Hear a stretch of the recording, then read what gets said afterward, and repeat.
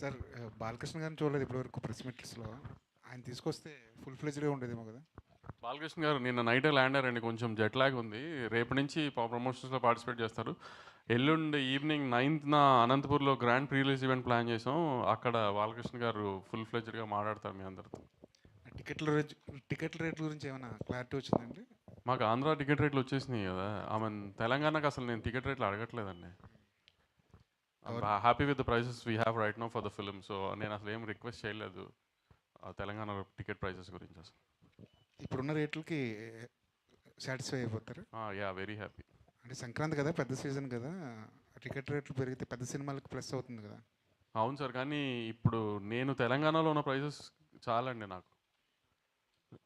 నాకు అదేం ప్రాబ్లం లేదు. సో దాంతోనే వెళ్ళిపోదామని. Right sir, all the best. Bobby గారు